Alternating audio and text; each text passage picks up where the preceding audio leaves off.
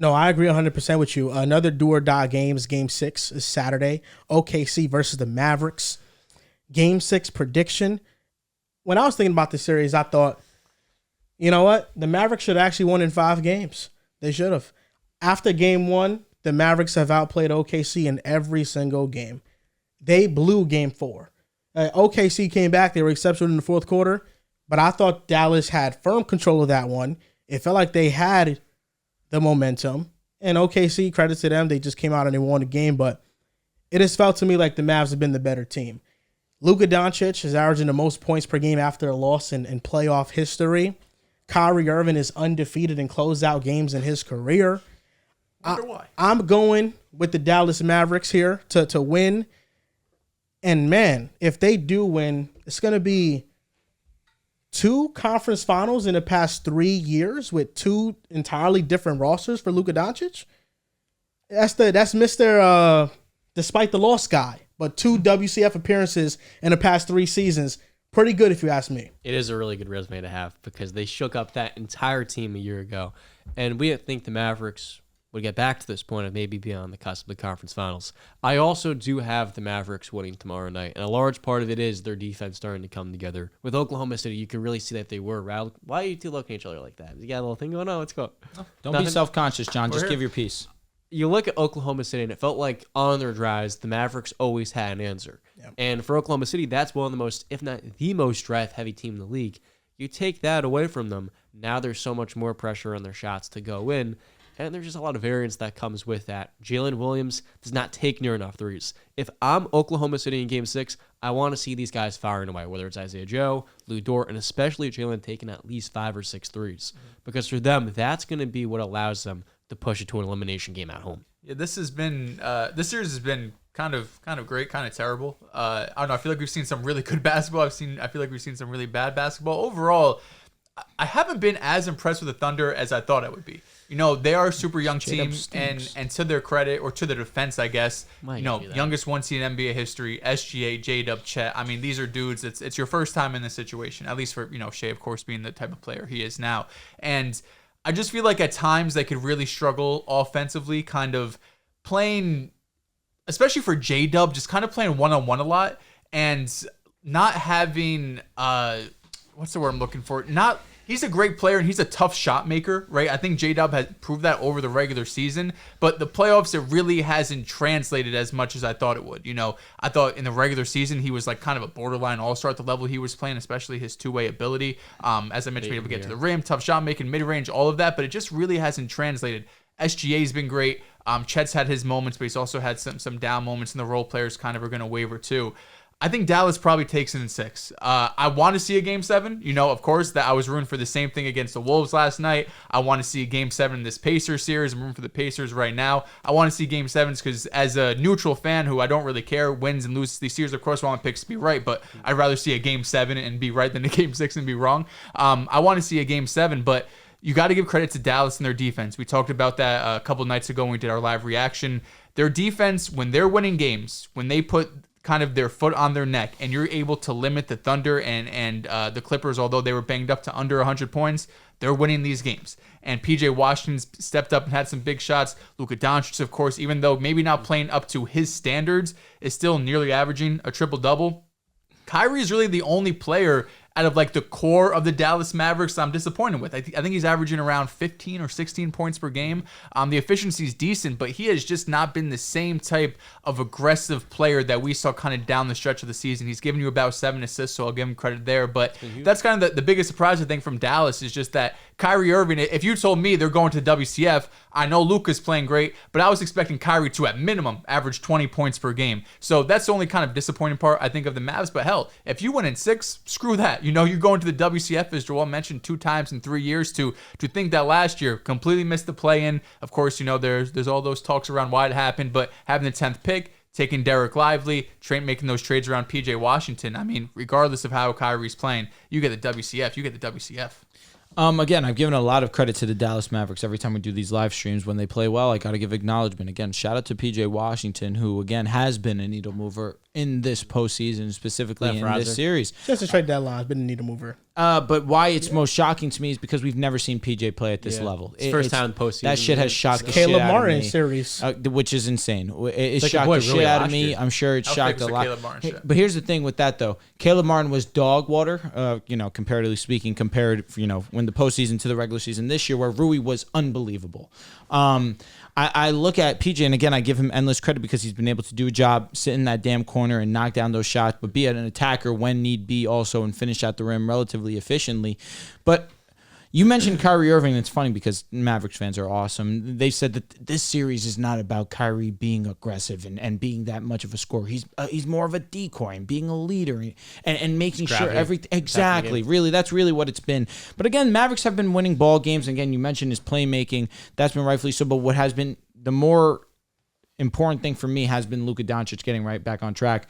And that's what we saw in Game 5, where he was his best version of himself, being aggressive, not worried about the refs, not worried about the defender in front of him, just worrying about getting his and making sure that he's the most efficient offensive player possible. And when that happens, you usually get a Mavericks win that follows. But I'd be remiss if I didn't talk about that defense, starting with Derek Lively in the middle, of course, and him being able to knock down his shots when it comes to being at the free throw line. That's been a huge part of them winning ball games. They're playing Hackett Lively, but damn it, you can't do it when he's knocking down those free throws. So I give a lot of credit to him, of course.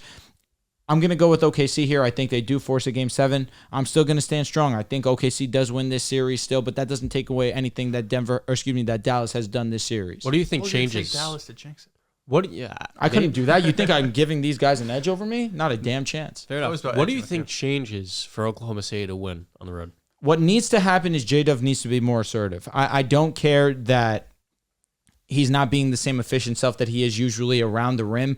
I need to see more than 13 to 14 shot attempts. Get into that 18, 19 attempps. Or threes. I'm fine with that also. At the same time, I saw last game, and a lot of people were, of course, you saw the field goal percentage, the three-point percentage. It was terrible for Oklahoma City.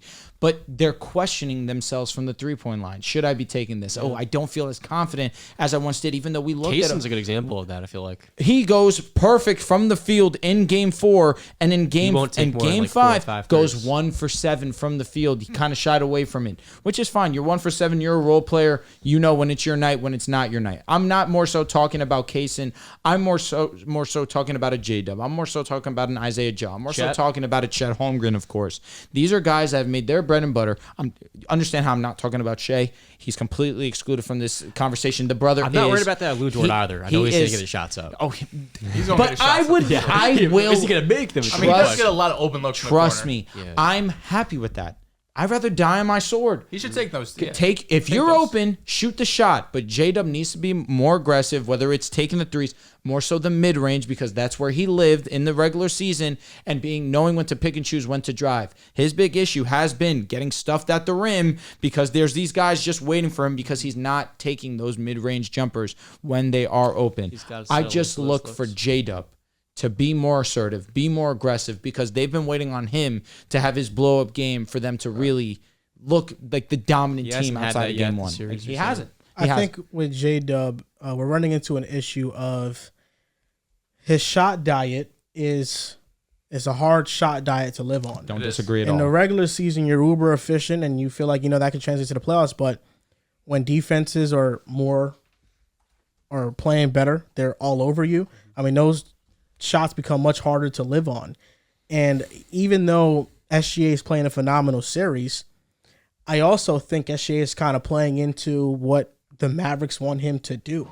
That's not taken away to how he's performing, because he needs help. And I think, if anything, what this series has shown is that SGA is most definitely ready for the moment.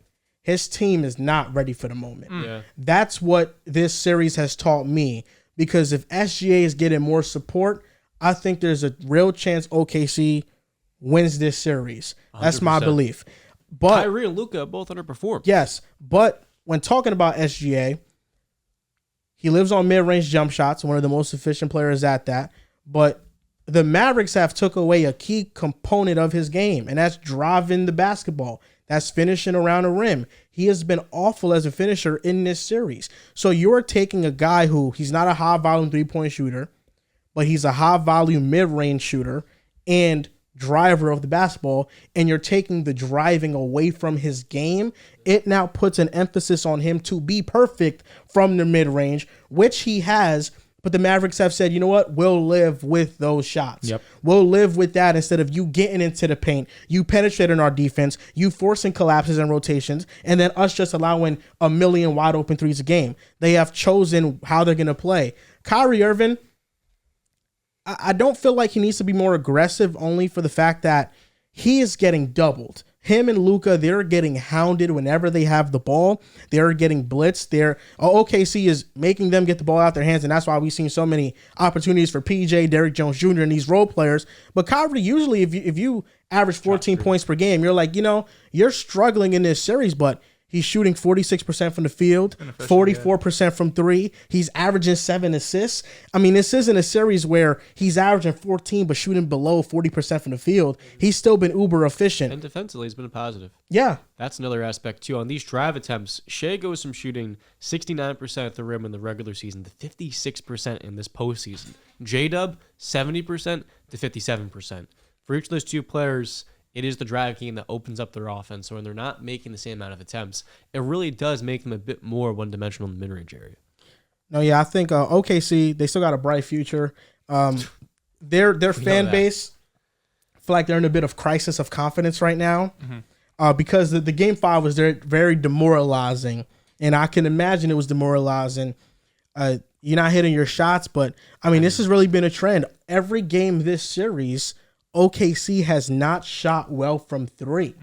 So I feel like at some point you can't just attribute that to they're just missing. You got to attribute it to maybe the Mavericks are doing something defensively to get this pattern going. Yeah, but they also could be due for one as well. And on the it could happen in Game 6. Maybe that's possible. Maybe Thunder fans don't feel great about their chance to win the series. But if you told Oklahoma City fans coming into the season they would get the number 1 seed, they would win nearly 60 games, and they would go to the second round of the playoffs and have a very competitive series with the Mavericks, I think they'd be pretty darn happy because you look at this team's youth and their draft capital, they're in a better situation than any team in the NBA. They're playing with house money right now. They are. That's what they're doing. They're playing with house money. You still got a core they can build around. Season either way. Yeah. SGA proved that he could transit to the playoffs if there was anyone even questioning that out there. J-Dub, I don't want to overreact by any means because I think he's still a foundational piece without a doubt. I think he's not untouchable, but very hard to touch.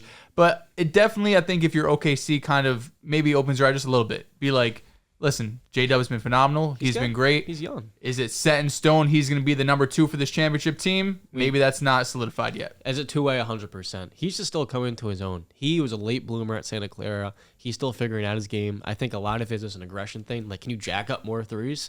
I think that's a very correctable thing. And the other part, too, again, is it took the Mavericks 3 years to win a playoff series with Luka. The Thunder took them 1 year. Like, this team is well ahead of schedule. I think, it's fine if they lose the series. They're going to need that long term.